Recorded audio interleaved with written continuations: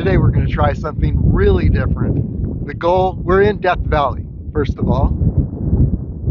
Let's do a 360-degree view. We're just south of Badwater. There's the beast. Sunrise, Black Mountains. Now we're looking south, down Death Valley, over the Canopy.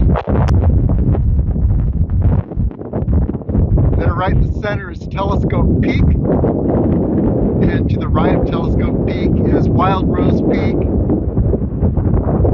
Argyberry Point's up there, a little to the right of that. Here we are looking north, up Death Valley. Okay, let's look at our goal. Our goal is to cross Death Valley. And what we're going to do is once we cross, we're going to see if we can locate Shorty's Well, and then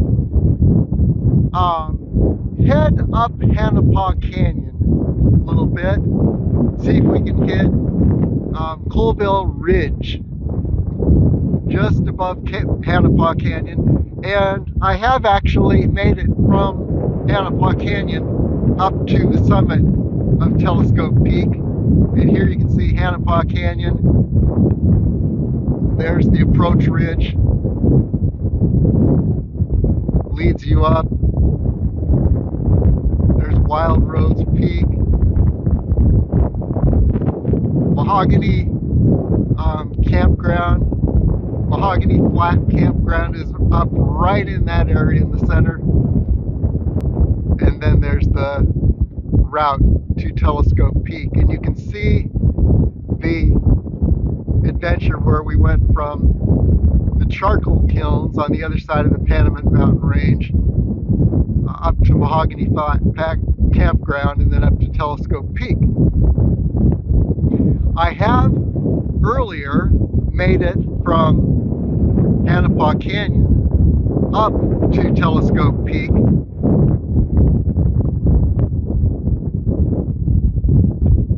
But I haven't done that in a long time. So we're just going to get across Death Valley. I've never gone across Death Valley to Hanapaw Canyon. We're going to go ahead and see how far we get. So let's get going. Well, it's pretty wild and wonderful out here. The landscape is very different than anything you might be used to. We are at the basically at the lowest point in North America. Badwater is something like 280 feet or so below sea level, and you can see the salt that has collected on the floor of Death Valley, and then you see where it's a little bit bumpy ahead. And what that is actually the salt has, and all the different compounds of salt have pushed up through the ground. Let's see if we can get a closer look at this. Yeah, they've pushed up through the ground, and in some places in Death Valley there are pillars that are 4 feet or so high. Devil's Golf Course would be one of those, and that's not too far north from here. One of the challenges of getting through the center of Death Valley is, you know, it looks like it's, from a distance, like it's nice and flat, but yeah, there's a lot of imperfections in the ground, a lot of rough spots to get through. So, and then there's some wet areas that are slippery and muddy, and so it's not quite the place where you can just run across the valley. We'll see what we can do here. It's pretty windy today. so I've got the sound muffler on. Have you ever run on a railroad track and tried to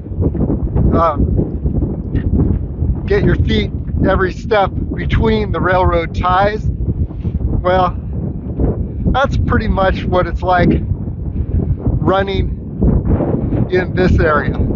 So maybe you can hear the crunch of the salt, but there's a lot of wind. And you can see as we look around, here's looking north. Now we're in the midst of the area where the salts are pushing up through the ground.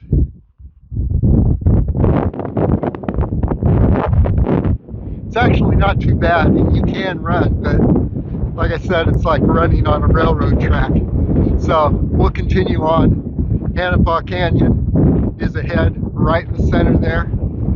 That's what we're headed for. And by the way, it is the first Thursday in March.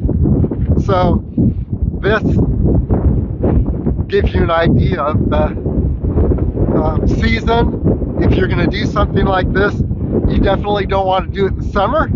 Temperatures can easily rise to 130 or more, and that's degrees Fahrenheit, and the ground can become the surface here if there's a rock. There isn't right here, but you could actually fry an egg on a rock. So you don't want to be here in the middle of the summer, like July. Anyway, continuing on. There ahead, you can see some people that are in Badwater. People walk. They try to walk across the desert, or at least they walk out into the desert to experience the desert floor. I've always thought, as a kid, when you're in Badwater, you think, what would it be like to walk all the way across the desert? And people walk a little ways from Badwater, and you can see the salt pan out here.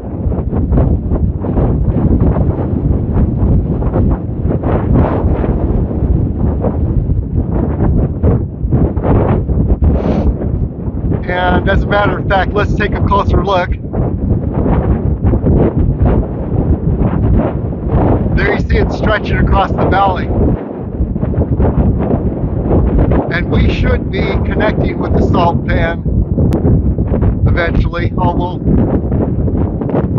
it'll be easier to cross the valley than salt pan, I think, unless that's the path of the Amargosa River, which would mean that that area is going to be very sloshy and deep mud. So we don't know what we're going to experience between now and the other side of the valley. Let's go ahead and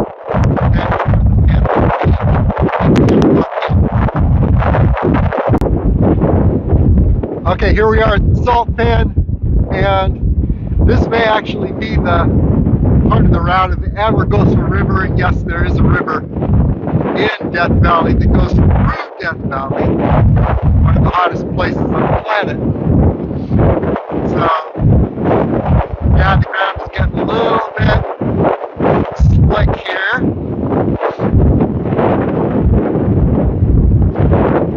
And it looks like this place right up ahead is going to be the slickest. If we get through this salt flat without sliding all over the place or sinking down, we pretty much got it made. So let's continue on. Yeah, the key is to walk flat-footed so as not to sink. There you can see my footprints. And this salt pan is probably the most slippery, wet section in the center of Death Valley, but we don't know because we haven't crossed it yet. So let's continue on. Here's a weird change in the surface. Look at these designs.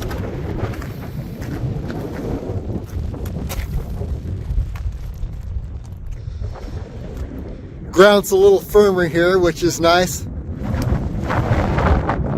But it's amazing the geometric figures that naturally occur due to the action of the salt and the soil and the sun. Okay, it does not end. Look at this surface. This is actually an ancient lake bed, Lake Manly, and there's a place where you can see some of the remaining fish. They're actually alive in Salt Creek in Death Valley. They're called pupfish, and the scientific name is Cyprinodon. This area was once covered by a lake.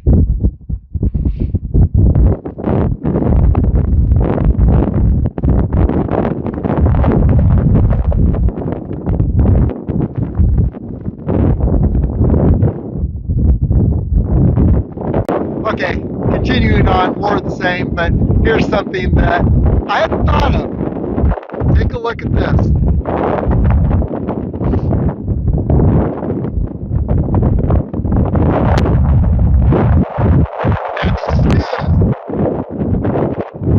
These shoes weigh a couple pounds more each because of all the mud that's collected. And yeah, that's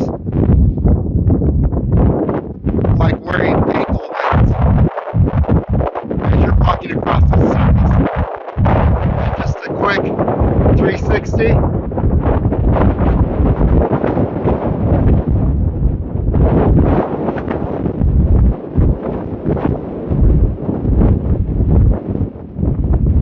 That's the northern look.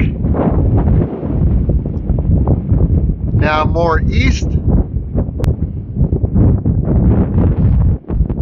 There's the Black Mountains.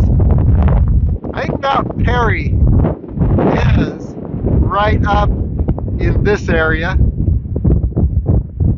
Center. And moving along this way.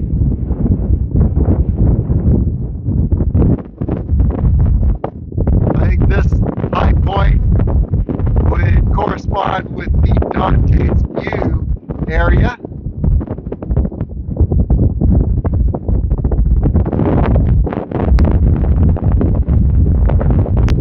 We'll get better shots of the east side of Death Valley on the way back when the sun's behind us.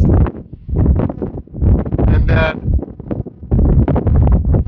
more of the salt flats. I don't think they call them flats here, but the salt pan in the center of the ancient Lake Manly on the floor of Death Valley. Okay, continuing on. Yeah, I think my shoes have collected even more mud. Speaking of shoes, footwear, I'm wearing trail running shoes. And you can see that the area has become even more ragged, more jagged. I have put special soles to help cushion the jagged edges of this area. That's working okay.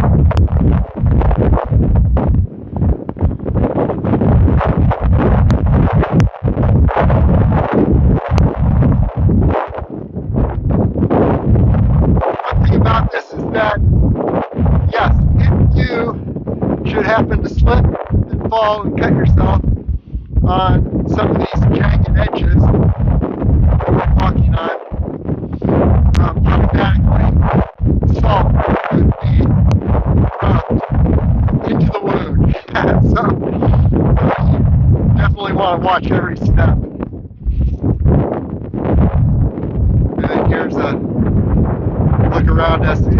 goes on forever.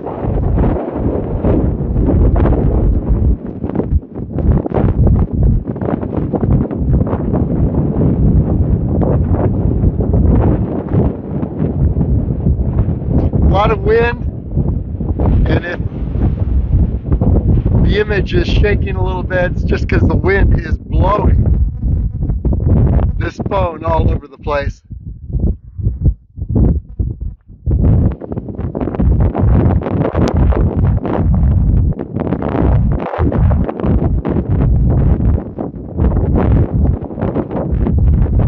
And there again is our goal, right in the center, which is Hanapaw Canyon.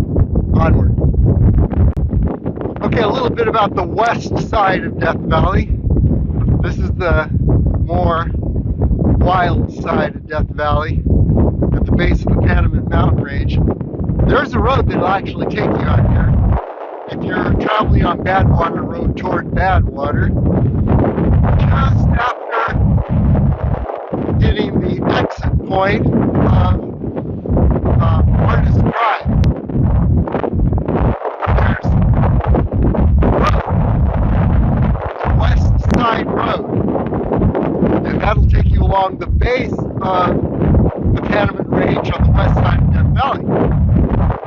And there are a number of canyons on the west side,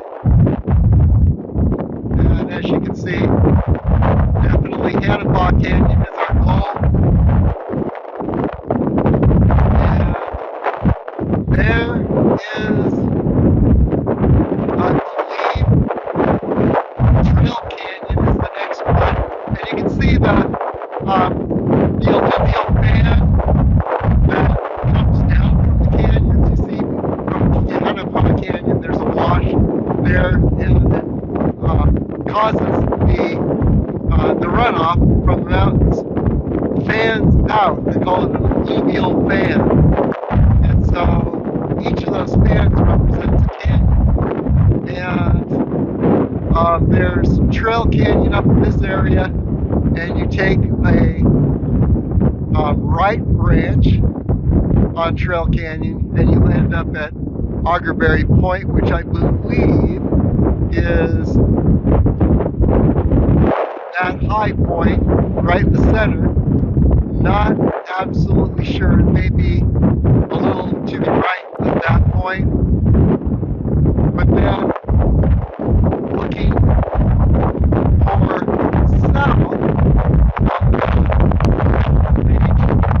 there would be Galena Canyon, and there's a canyon called Queen of Sheba. Each of these canyons also have oases. So there's a lot of water running underground, and people have used that before.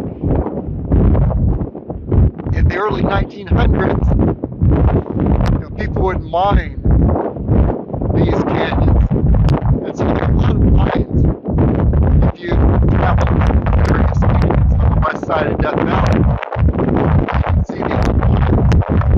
You probably need a 4-wheel drive to travel.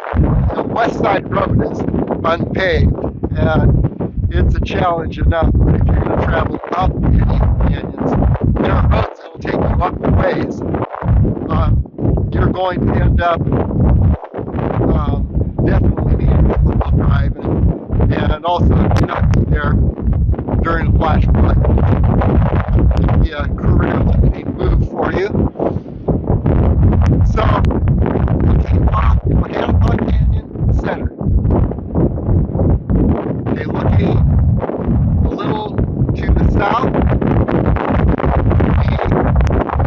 the Galena Canyon, and Johnson Canyon. It might be Johnson, and not absolutely sure, but you can see it on the map. I've got a map. This page from Las Vegas trails.com, and you'll looking above this exhaustive peak in this area, and then beyond there's Sentinel Peak,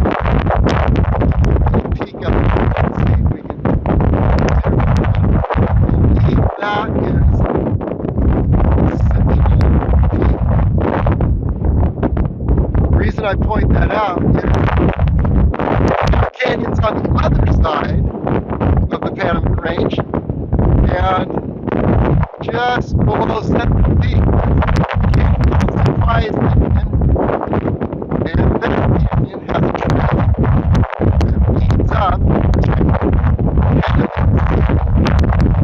which is famous for mining, but also as Charles Manson lived there with his community, massive murder. And anyway, you can see some of the relics in Panama City, but you have to take a 4-mile hike through Surprise Canyon to get there. So anyway, that's a little bit more on the west side of Death Valley. And by the way, the west side road at the base of the Panamint Range continues down and eventually reconnects with Badwater Road and then heads out the southern end of Death Valley. So, and by the way, Badwater Road is paved. West Side Road is not. It's more wide. So that gives you a little more idea what to expect on the west side of Death Valley. We continue across this salt flat.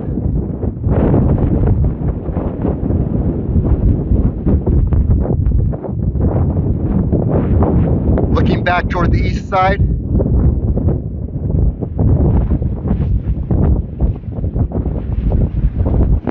Looking south.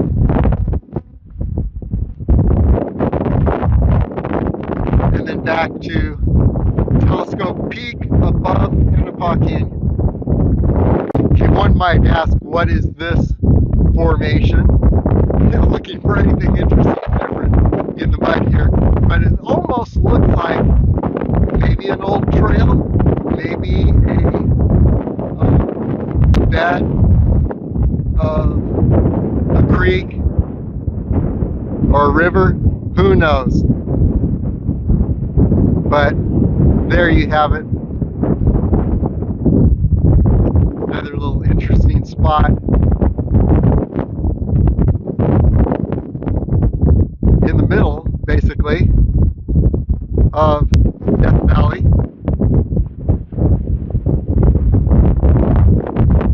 East side.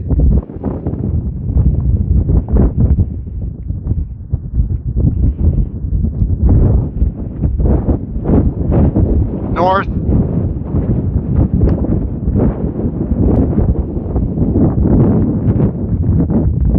West.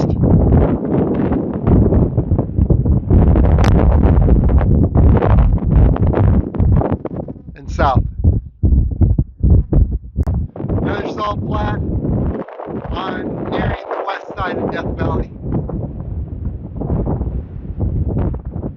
Definitely we're going to collect a little more mud, a couple more pounds for each shoe before we're done with this salt flat. You can see my tracks. By the way, they'll be washed away with the sun and occasional rain.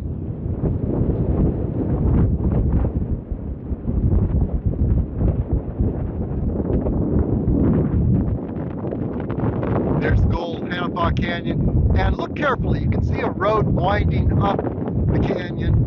That's the Hanapaw Canyon Road. Definitely,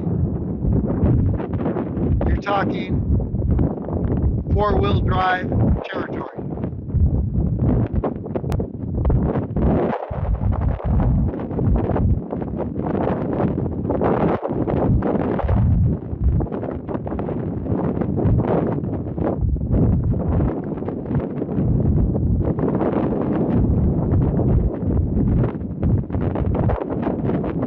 Okay, and let's trace our way down from Telescope Peak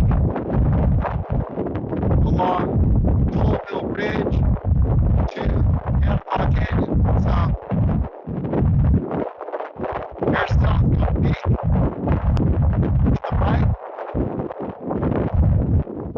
Rogers Peak, Bennett Peak, and then right in just to the right of Rogers Peak is, yeah, if you went up this way, you'd end up in Wild Rose, on Wild Rose Peak. But from Rogers Peak right in the center, we're going to trace our way down. You would go through the Mahogany Flat campground, and then we'll see if we can trace our way down Colville Ridge to Annapaw Canyon.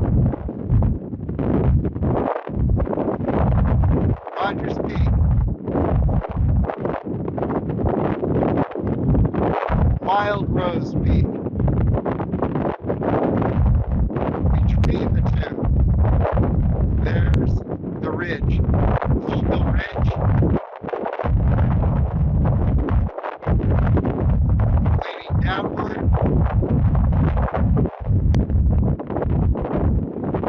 to Annapaw Canyon.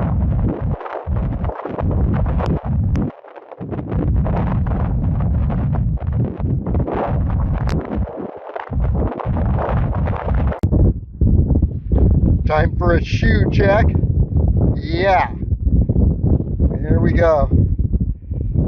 Yeah, this white salt flat area is definitely deep.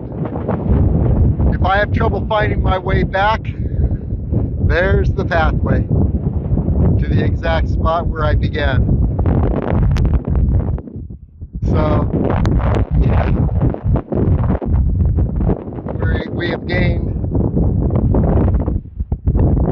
a few pounds on each foot.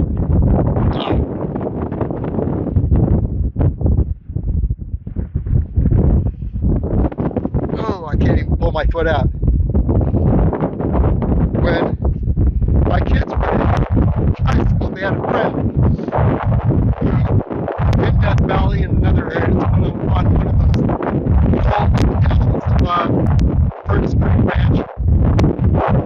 Friend actually sunk down into the sand,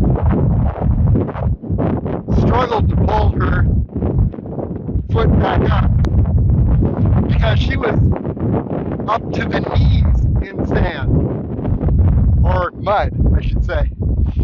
And when she pulled her foot back up, the shoe had stayed down in the bottom, at least 2 feet below in the mud. There was no getting it out.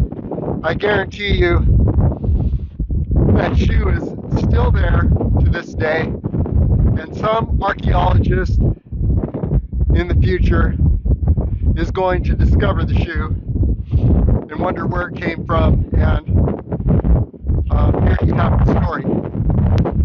So yeah, the white stuff is mud with a salt surface, which is very deep and collects the shoes.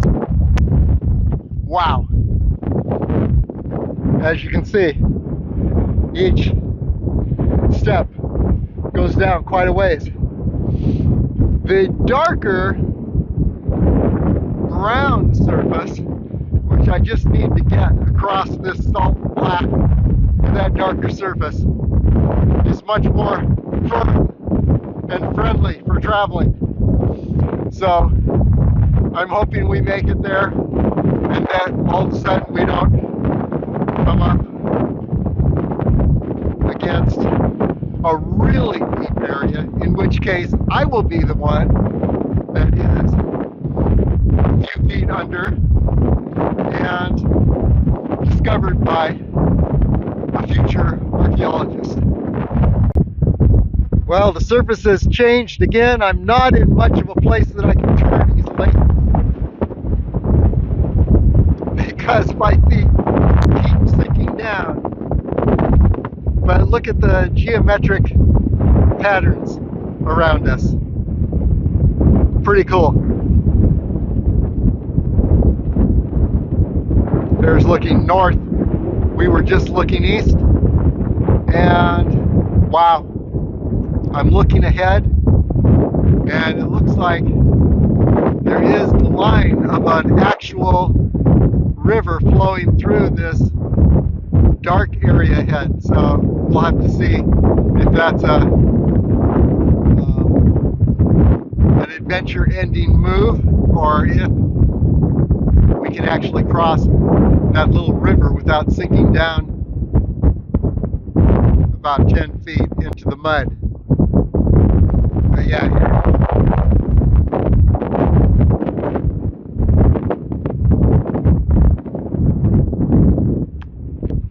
looks like it's trying to dry, but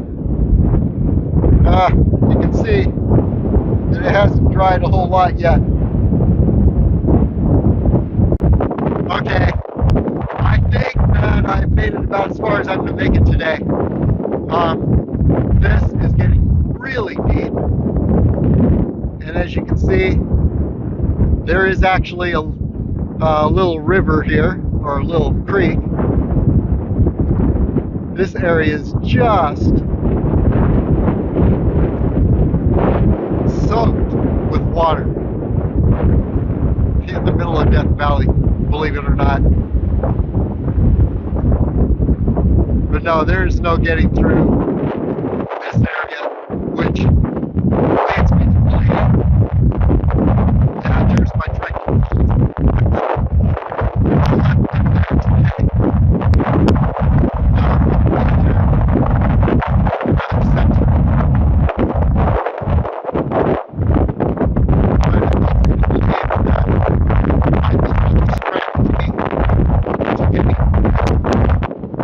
Valley through the center of Death Valley, and that's maybe when it's drier, April, maybe May. Of course, it's going to be a lot hotter here, but it is only an 8-mile distance. Of course, it's taking me 2.5 hours to get to where I am right now, because of the step that's been.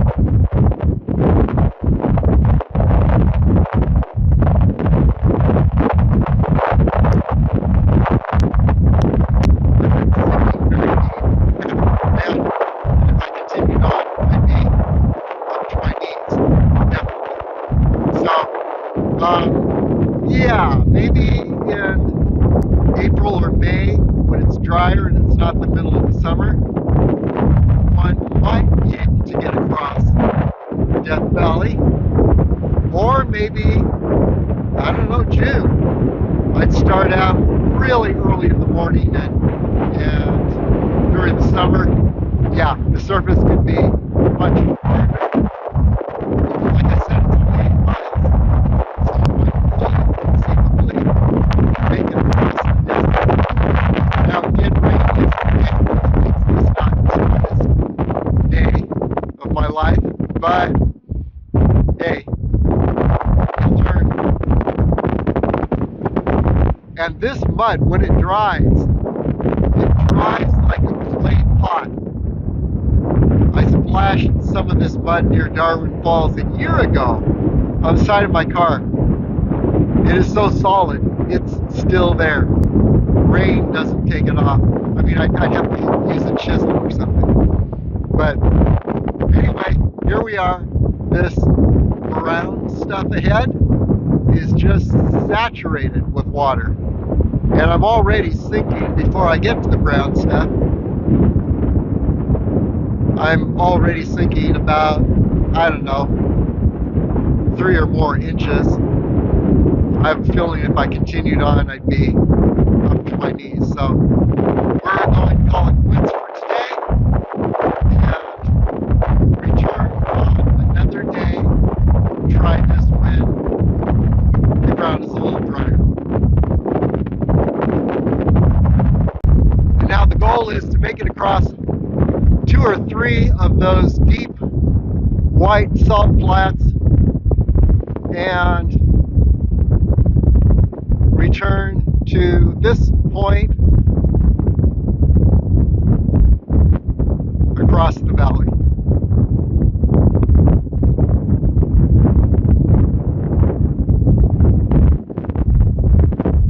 Okay, there you have it. What is it like in the middle of Death Valley? This is it. More water than one would expect. A lot of salt. Some places dry salt formations that push their way through the surface. Other places it's white and rather deep with this and white salt surface. And in yet other places, like this darker area up ahead, there's actually water saturation and some flowing water, and it's really neat.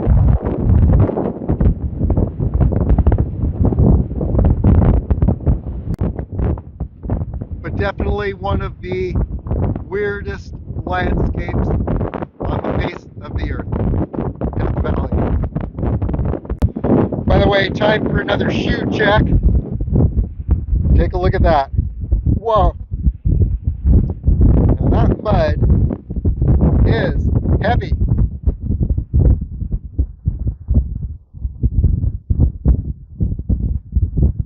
So yeah. Okay, a couple more salt flats to cross, maybe 3, and we'll be home. Yes, heading back, but I just wanted to give you some useless information. And here it is. If you ever find yourself in deep mud in the need of crossing stretches of deep mud, walk flat-footed.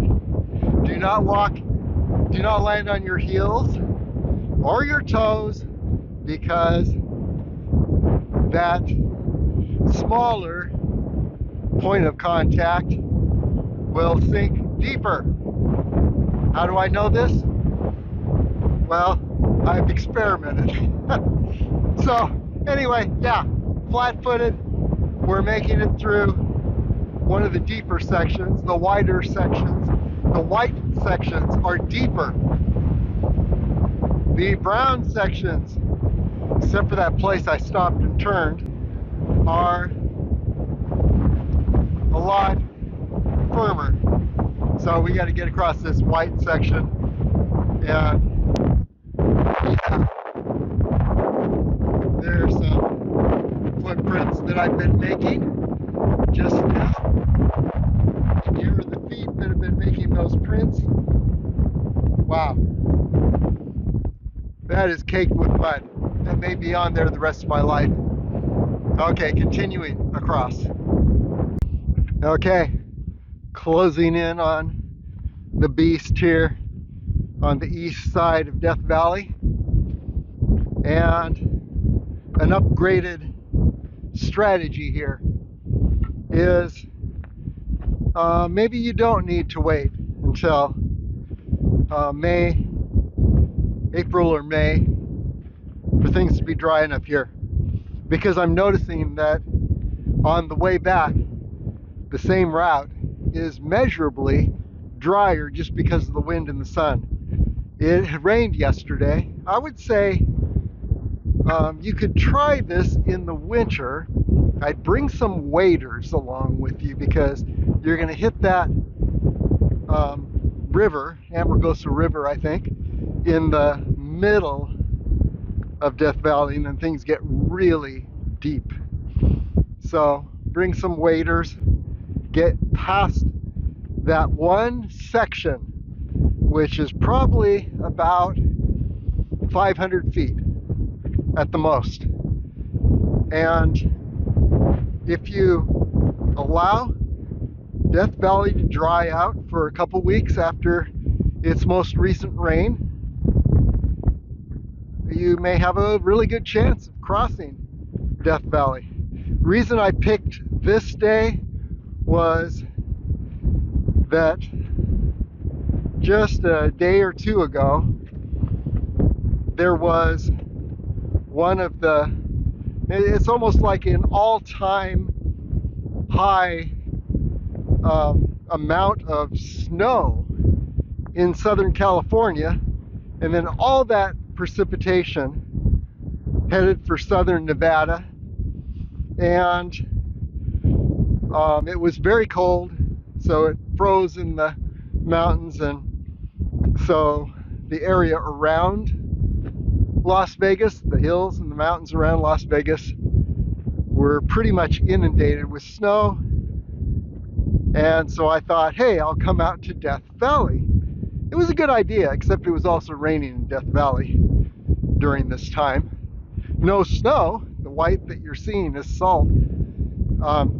But the problem is, too soon after the rain to make a complete crossing of Death Valley. So yeah, that's my final word on it. Give it a couple weeks of sun, baking the ground, and drying things out, because things dry very quickly. This white salt that you see on the ground almost reminds me of those little packets that you get in your soft gels bottle that suck up all the moisture out of the bottle, so that things don't get moist and deteriorate. And you also have those little packets with electronic equipment when it's shipped. Similar drying action occurs here, and the wind that is blowing across this desert floor just dries out the lungs. So you need to have a lot of water if you're going to make this crossing, even in the middle of winter, even if it is very cold in the beginning. Bring a lot of water, because the wind blowing across these salts will just dry your lungs out. So anyway, yeah, let's take a look around. Here's the 360. And we will return and make another attempt. Maybe not this year, I don't know when, but we'll make another attempt crossing the middle of Death Valley from Badwater to Hanapah Canyon. And if the ground were firmer, that trip could be a lot more rapid, leaving time to perhaps climb up toward Telescope Peak on Colville Ridge.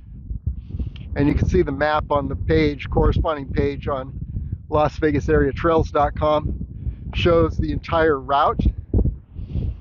Incidentally, I've covered that entire route from, I just haven't made a video of it, but I've covered it from Hanapah Canyon all the way up to Telescope Peak.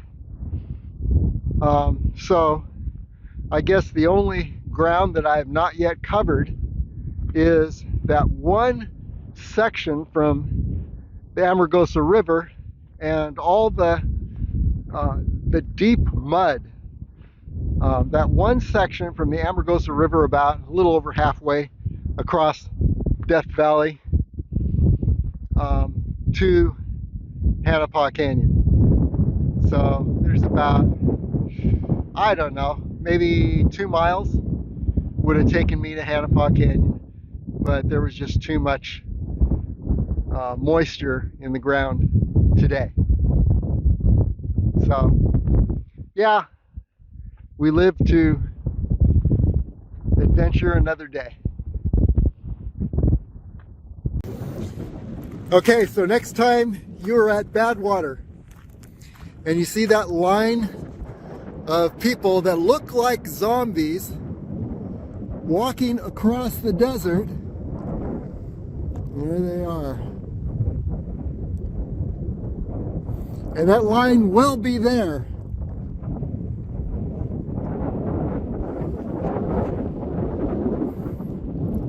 Anyway, they're just curious what it's like out in the desert. They usually get about to this point here. Let's see. Yeah, they get about to that point and then turn around because they've had enough. Well, if you follow the video, today, you'll see what it's like all the way out to a little beyond halfway across the desert. And we'll return and make it all the way across on a drier, firmer day.